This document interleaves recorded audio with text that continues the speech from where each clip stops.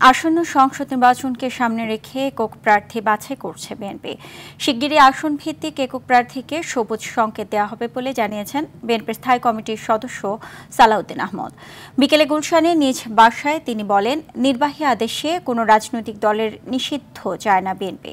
যথেষ্ট সাক্ষ্য প্রমাণ থাকা সত্ত্বেও আওয়ামী লীগের বিরুদ্ধে কোনো মামলা করেনি সরকার।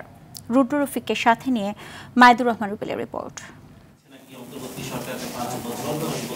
নিজ বাসায় সাংবাদিকদের সঙ্গে আলাপকালে বিএনপির নীতি নির্ধারণী ফোরামের নেতা সালাউদ্দিন আহমেদ বলেন, জুলাই গণহত্যা নিয়ে আওয়ামী লীগের কোনো অনুশোচনা নেই, তাই দেশকে অস্থিতিশীল করতে ভারতে বসে ষড়যন্ত্র করছে।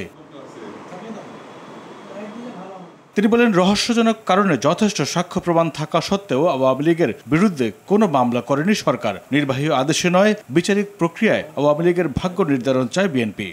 আওয়ামী লীগের কার্যক্রমকে নিষিদ্ধ ঘোষণা করা হয়েছে সন্ত্রাস বিরোধী আইনের মাধ্যমে। নির্বাহী আদেশের মধ্য দিয়ে কোনো রাজনৈতিক দলের নিবন্ধন বাতিল হওয়া বা কার্যক্রম বাতিল হওয়া বা রাজনৈতিক দলকে নিষিদ্ধ ঘোষণা করা আমরা আমাদের দলের পক্ষ থেকে নীতিগতভাবে আমরা কখনোই একমত নই। যা কিছুই হবে বিচারিক প্রক্রিয়ার মধ্য দিয়ে, আইনগত প্রক্রিয়ার মধ্য দিয়ে বিচারের মাধ্যমে সাব্যস্ত হবে আওয়ামী লীগ এদেশে রাজনীতি করতে পারবে কিনা, নির্বাচন করতে পারবে। আগামী নির্বাচনকে সামনে রেখে প্রার্থী চূড়ান্তের যে গুঞ্জন চলছে তাও পরিষ্কার করেন বিএনপির স্থায়ী কমিটির এই সদস্য। বলেন, জোট গঠনে রাজনৈতিক দলগুলোর সঙ্গে আলোচনার পাশাপাশি শরিকদের সঙ্গে আসন ভাগাভাগি নিয়ে আলোচনা চলছে। একক প্রার্থীর সিলেকশনের কাজটা এগিয়ে নিয়ে যাচ্ছি এবং খুব শিগগিরই তাদেরকে গ্রিন সিগন্যাল দেওয়া হবে, যাতে তাদের রেসপন্সিবিলিটি থাকে সব রকমের সমস্ত সমস্যা মোকাবেলার জন্য বা সমাধানের জন্য। আমরা তো একজনকেই মনোনয়ন দিতে পারবো, সুতরাং বাকিরা পাবে না। আমরা 300 আসনেই মনোনয়ন দেব সঠিকভাবে। তার মধ্যে জোটের অন্তর্ভুক্ত অনেকেই নমিনেশন পাবেন। জোটের কাছে সেই সমস্ত আসনগুলো ছাড়বো বা শেয়ার করবো, যে আসনগুলো আমরা জিতিয়ে নিয়ে আসতে পারবো বলে আশা রাখি। এবং জোটের সাথে আমাদের সেই হিসাবে আলোচনা হচ্ছে।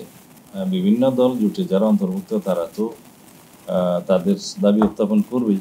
জুলাই সনদ বাস্তবায়নের প্রক্রিয়ার দিন দাবি করে সালাউদ্দিন আহমেদ বলেন, সংবিধান ছাড়া অন্য সব বিষয়ে সংস্কারে ঐক্যমত্য সব দল। নির্বাহী আদেশে সংবিধান সংস্কার হলে খারাপ নজির সৃষ্টি হবে, তাতে ভবিষ্যতে দেশে অস্থিরতা তৈরি হবে বলে মনে করেন বিএনপির এই নেতা। জুলাই জাতীয় সনদের প্রস্তাব বা জুলাই জাতীয় সনদ এর পক্ষে জনগণ আছে কিনা, চায় কিনা এই সংস্কার, সেটা হ্যাঁ অথবা না নেওয়া হতে পারে আলাদা ব্যালটে নির্বাচনের দিনে। কি দিনে? মাইদুর রহমান রুবেল, RTV, ঢাকা।